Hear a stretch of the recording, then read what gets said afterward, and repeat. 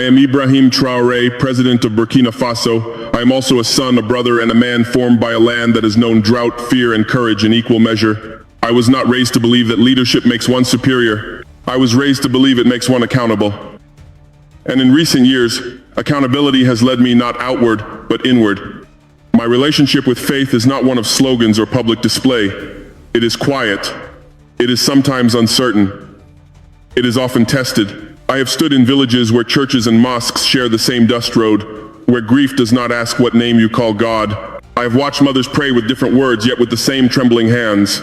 In those moments, I have understood that faith is not a weapon, it is a shelter. Burkina Faso stands at the heart of the Sahel, a region scarred by violence and exhaustion. Our people have lived too long with instability as a daily companion. Across Africa, more than 200 million human beings live in poverty. More than 30 million have been forced from their homes by conflict. Tens of millions of children grow up without consistent education or health care. These are not abstract figures to me. They are faces I recognize. They are names I cannot forget.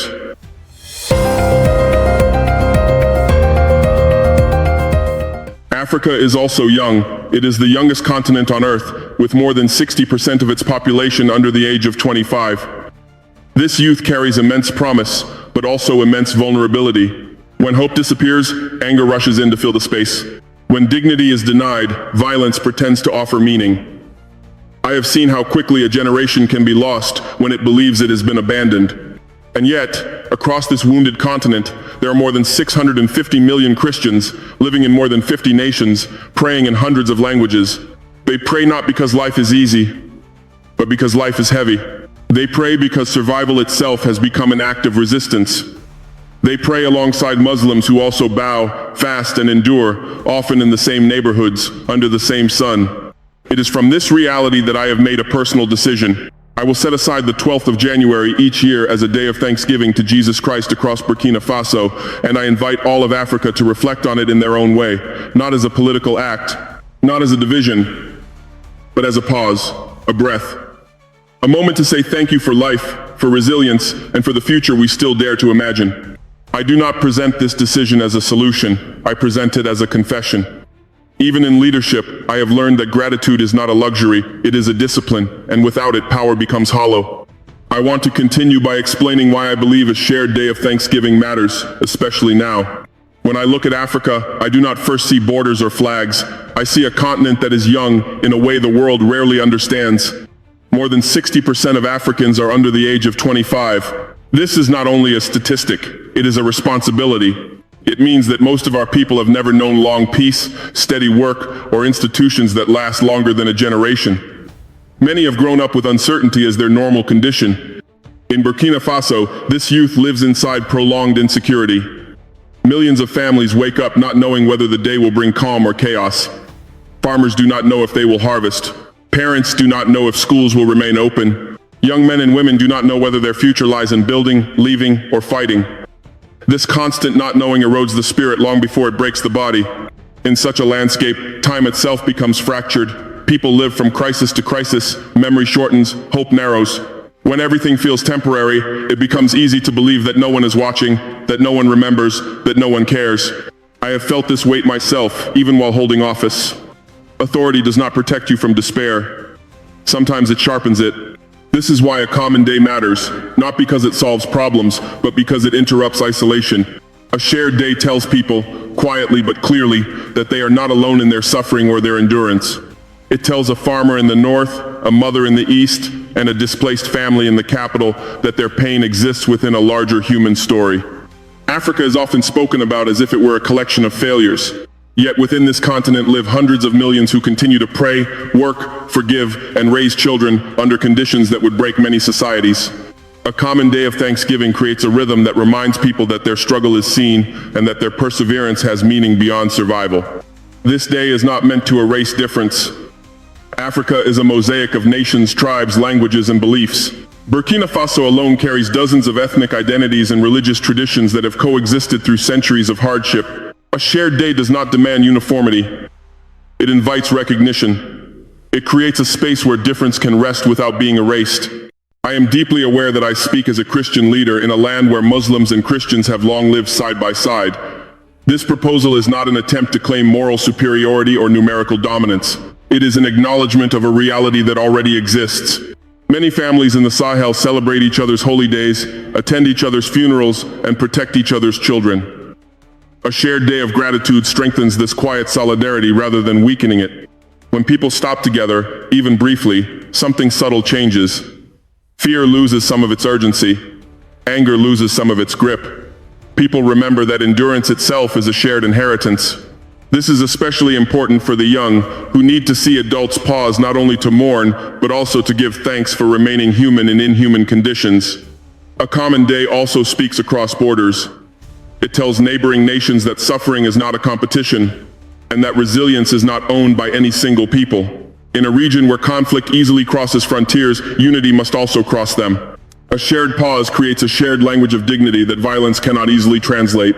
I do not believe unity is born from declarations alone. It is born from repeated, humble acts that say, again and again, we are still here together. A day of Thanksgiving does not belong to presidents or governments. It belongs to ordinary people who need reassurance that their lives are not invisible.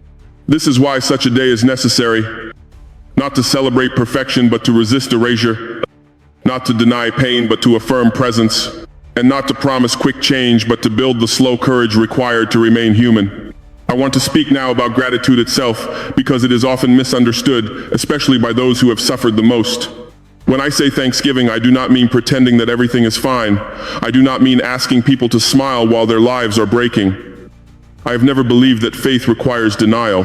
On the contrary, true faith begins with honesty. Gratitude, as I understand it, does not grow from comfort, it grows from survival. In Burkina Faso and across the Sahel, many people wake up each day already tired. They carry grief that has no clear ending. Some have lost homes, some have lost children, some have lost years of their lives to fear and waiting. To tell such people to be thankful because things are good would be an insult. That is not what I am asking. Thanksgiving, in this context, is about recognizing what has not been destroyed. It is about noticing that people are still standing when logic says they should have fallen. Families are still together, even if they have been displaced. Communities are still sharing food, even when there is little to share. Elders are still teaching, and children are still asking questions about tomorrow. I have visited villages where nothing appears intact, yet someone always finds a way to offer water, or a seat, or a prayer. These gestures are not small. They are evidence of an inner strength that violence has failed to extinguish. Gratitude gives language to this strength. It names it. It protects it from being forgotten. When people lose the ability to give thanks for endurance, bitterness takes its place. I have seen how resentment slowly poisons the heart, not because people are weak, but because pain has nowhere to go. Thanksgiving creates an outlet. It allows sorrow to breathe without becoming hatred. It allows memory to exist without turning into revenge. There is also a physical dimension to this. Fear keeps the body tense. Anger keeps the mind trapped in the past. Gratitude, even in small doses, loosens these chains. It does not erase trauma, but it reduces its control. People who can say, we are still here, are more likely to protect life rather than destroy it. For families, gratitude changes the way children see the world. A child who grows up hearing only despair learns that survival is meaningless. A child who hears adults give thanks for being together learns that life, even when fragile, is worth defending. This lesson is not abstract. It shapes choices for decades. For communities, Thanksgiving strengthens bonds. When people name what they still have, they are more likely to share it. Gratitude reduces suspicion. It reminds neighbors that they are not competitors in suffering, but companions in endurance. In regions where mistrust has been fueled deliberately, this reminder is essential. I also speak here to those outside Africa, especially older generations in the United States and the United Kingdom. Many of you understand faith not as optimism, but as perseverance. You know what it means to hold on through war, loss, or social upheaval. You understand that Thanksgiving can coexist with tears. That is the understanding I am invoking. Jesus Christ, as many Christians know him, did not teach gratitude only in abundance. He taught it in deserts, under occupation, and in moments of abandonment. Thanksgiving in this tradition is not a reward for success. It is a declaration that suffering does not have the final word. This understanding also allows Thanksgiving to exist alongside Islamic faith without contradiction. Muslims too know the discipline of gratitude under trial. They know that patience and thankfulness are intertwined. In many African homes, these traditions already live together quietly. A shared spirit of gratitude strengthens this coexistence rather than threatening it. I am aware that some fear gratitude will make people passive. I have seen the opposite. People who can give thanks for endurance are often the ones who rebuild. They conserve energy, they choose life, they refuse to let despair define their identity. Gratitude does not weaken resistance to injustice, it prevents resistance from turning into self-destruction. This is why I insist that Thanksgiving must remain close to daily life. It must speak the language of ordinary survival. It must honor those who wake up, work, care, and pray without applause. It must acknowledge that standing upright in the middle of chaos is already an achievement. When I imagine the 12th of January, I do not imagine speeches or ceremonies. I imagine families naming what kept them alive. I imagine neighbors acknowledging each other's endurance. I imagine people saying thank you not because the storm has passed, but because they are still breathing beneath it. This kind of gratitude does not close the eyes. It opens them. It allows people to see each other again, not as threats, but as fellow survivors. I want to describe now what the 12th of January would look like, not as a ceremony designed from above, but as a day lived from the ground up. The morning would begin quietly, not with noise, not with marches, but with gathering. In villages, towns, and cities, people would meet in places already familiar to them. Churches would open their doors. Homes would open their courtyards. Some would gather under trees, others in simple halls. The first act of the day would be prayer and reflection, not rushed, not choreographed, but sincere. I imagine elders speaking softly, remembering those who are no longer present. I imagine parents holding children close, explaining why this day exists, not as a lesson in doctrine, but as a reminder of endurance. The morning is for gratitude that life continues at all. It is for thanking Jesus Christ for breath, for strength, for the courage to face another year. This moment would not belong only to Christians. In many places, Muslim neighbors would stand nearby, offering respect, silence, or their own prayers. In Africa, such proximity is not unusual. It is part of daily life. The morning would set a tone of humility, not ownership. Faith would be expressed without pressure, without rivalry. As the sun rises higher, the day would move outward into action. Midday would be devoted to service. Not grand programs, but practical care. Sharing food with those who have none. Carrying water to those who cannot walk far. Sitting with the sick, the elderly, and the displaced. These acts would be small, but they would be many. In Burkina Faso, I have learned that dignity often returns through attention. When someone is seen, listened to, and helped, even briefly, something inside them stands up again. The midday hours would be for restoring this dignity. Gratitude expressed through hands, not words. Communities would decide for themselves how to help. One neighborhood might organize a shared meal, another might repair a roof or clean a well, a third might simply spend time with families who have lost everything. There would be no competition, no counting of achievements, only presence. The afternoon would invite dialogue. This is perhaps the hardest part of the day and the most necessary. In the Sahel, wounds are deep, suspicion is easy. The afternoon would be a time to sit together and speak honestly, without accusation. Elders, youth, men, women, victims, and even those who once stood on opposite sides would be invited to listen. I do not imagine instant reconciliation. That would be dishonest. I imagine pauses. Moments where anger is allowed to rest. Moments where people can say, "We are tired," without being judged. The afternoon would be for praying for peace, not as an abstract idea, but as a daily practice that begins with restraint. In many places, this would include prayers for those who have taken up violence and for those who have suffered from it. This is not forgiveness forced by command. It is the slow work of refusing to let hatred become permanent. As evening approaches, the day would gather again. Communities would come together for a shared closing prayer. Candles might be lit, songs might be sung, silence might be chosen instead. The future would be named openly, not as a guarantee, but as an offering. This final moment would be a dedication. Parents would dedicate their children. Leaders would dedicate their responsibilities. Young people would dedicate their energy. I, as president, would dedicate myself again, knowing that leadership does not exempt me from failure or error. In this closing prayer, I would ask Jesus Christ to bless Burkina Faso with wisdom rather than pride. I would ask him to bless Africa with patience rather than despair. And I would ask him to correct me when I am wrong and strengthen me when I am afraid. The 12th of January would end quietly. No fireworks, no applause. Just people returning to their homes with a shared memory of having paused together. This pause is not an escape from reality. It is preparation to face it again with steadier hearts.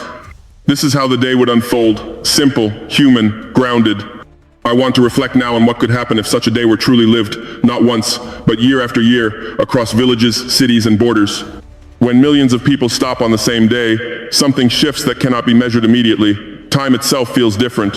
A shared pause breaks the illusion that everyone is struggling alone. In regions where survival often feels like a solitary battle, this matters more than we admit.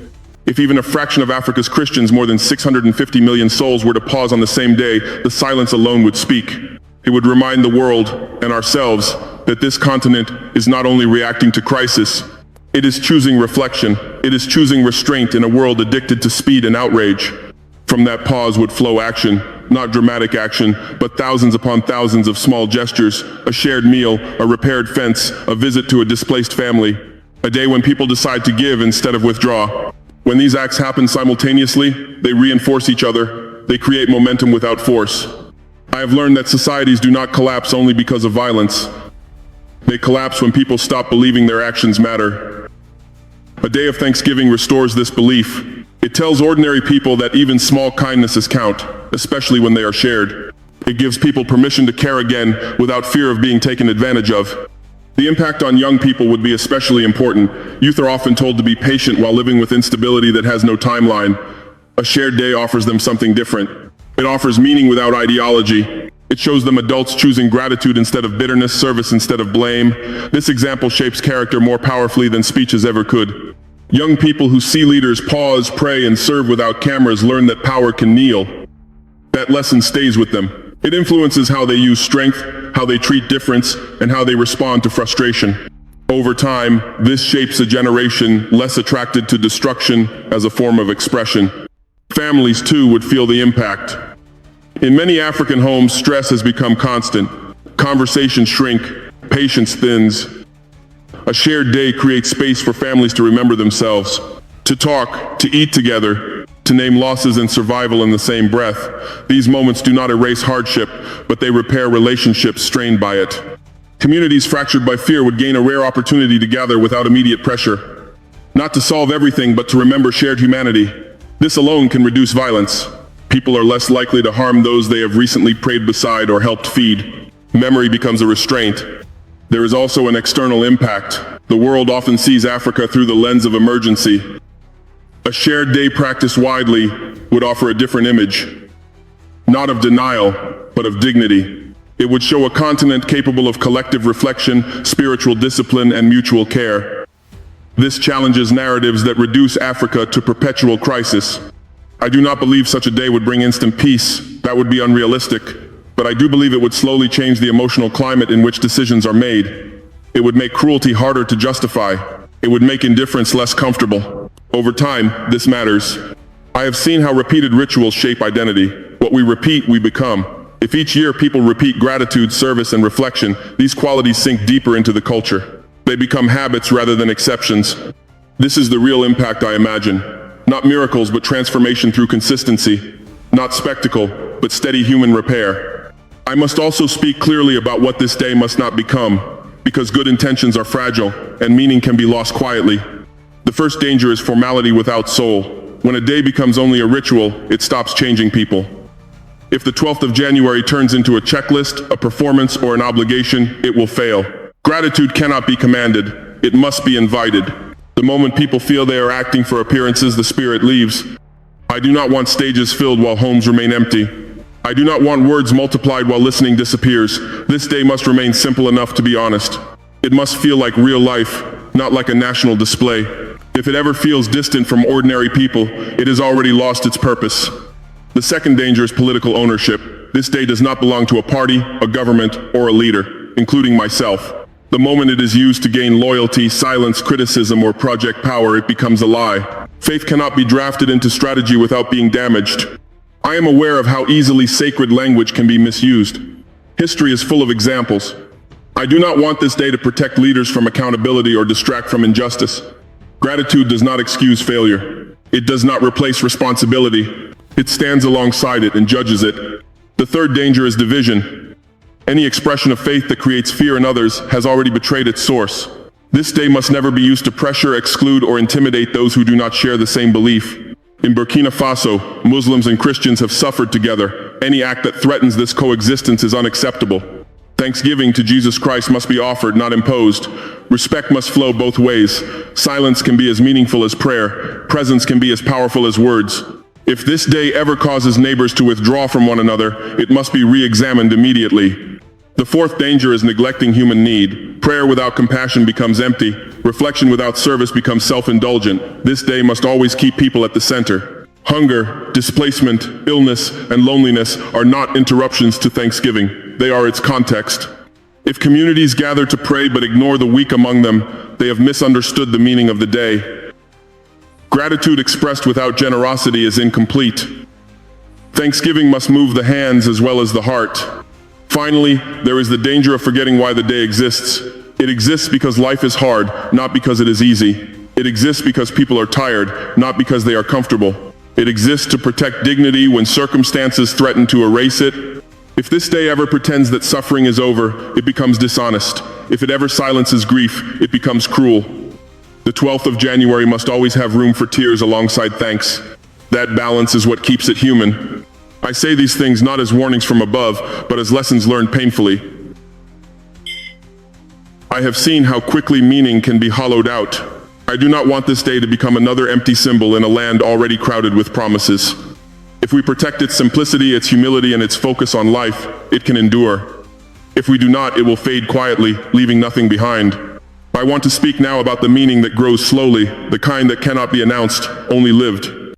If a day like this is kept year after year, something quiet begins to settle into the bones of a society. It becomes a reference point. People begin to measure time not only by crises, but by moments of return. Even in the hardest years, there is a day remembered not for what was lost, but for what endured. In Burkina Faso, where instability has stretched the nerves of families for years, this matters deeply. When people know that each year there will be a shared pause, they carry that knowledge through the months that follow. It becomes an inner anchor. It does not remove fear, but it gives fear a boundary. It says, there will be a moment when we stop and remember who we are. Over time, this strengthens the spirit of community. People who repeatedly gather to give thanks, to serve, and to reflect begin to recognize one another beyond labels. Trust does not appear suddenly. It grows through repetition. A yearly rhythm trains the heart to expect connection rather than betrayal. This is how social fabric is repaired, thread by thread.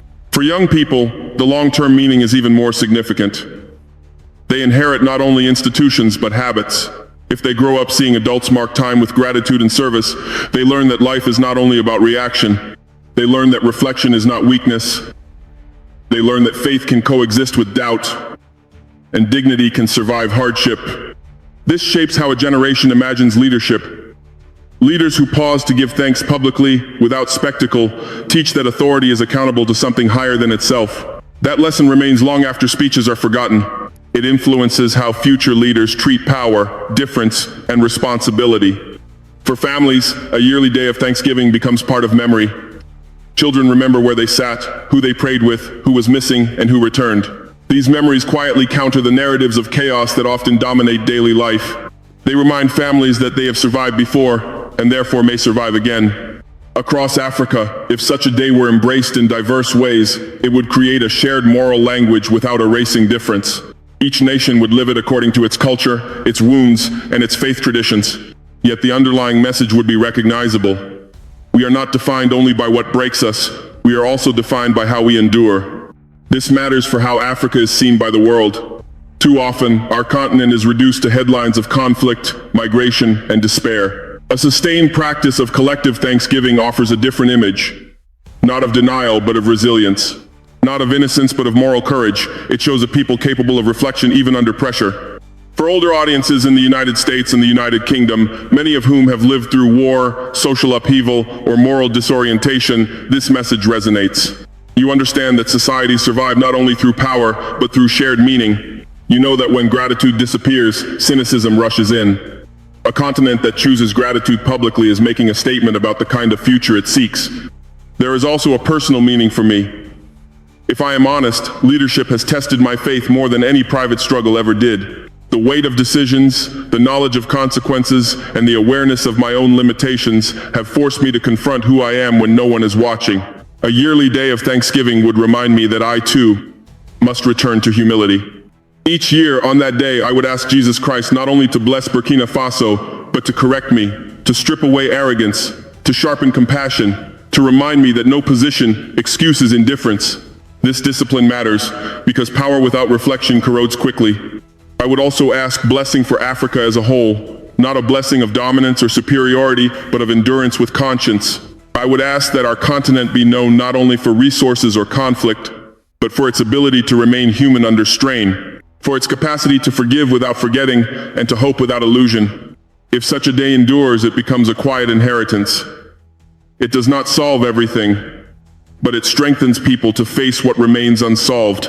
It teaches that identity is not built only in victory, but in persistence.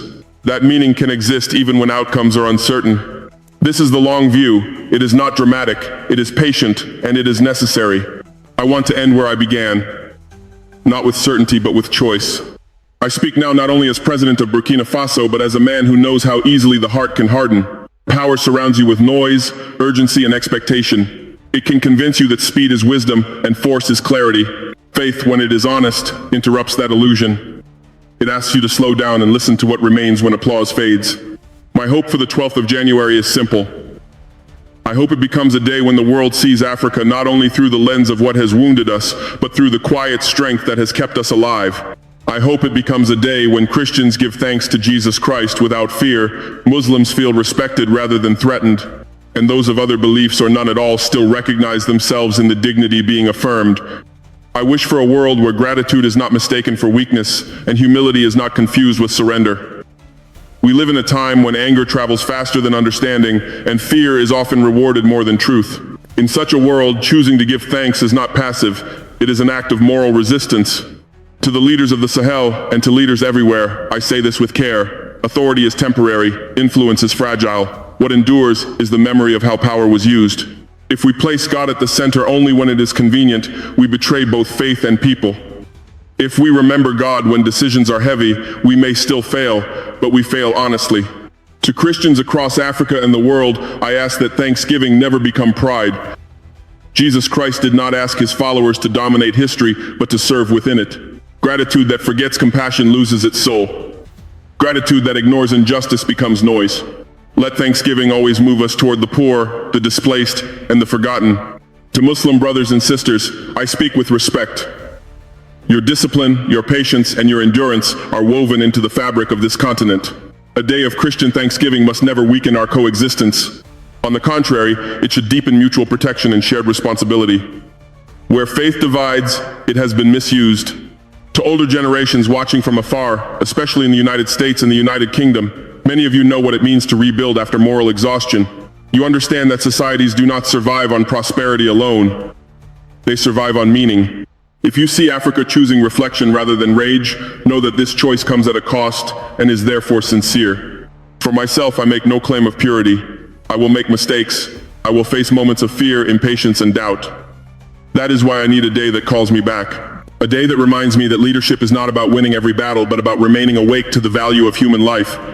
Each year, on the 12th of January, I will ask Jesus Christ to bless Burkina Faso with peace that does not depend on silence, strength that does not depend on cruelty, and unity that does not erase difference. I will ask him to bless Africa with leaders who fear indifference more than criticism. And I will ask him to search my own heart before history does. If this message has reached you, I invite you to sit with it rather than react to it. Reflection takes time. If you feel moved, share your thoughts, your doubts, or your experiences. Conversation, when honest, is also a form of thanksgiving. And if you wish to continue reflecting with us, stay connected, listen again, and walk with us through these questions. I wake each morning knowing that leadership offers no final rest. Each day requires a decision before any command is given. Each day presents the same quiet test. Every day I wake up and must choose again. There is no final victory, only vigilance or surrender.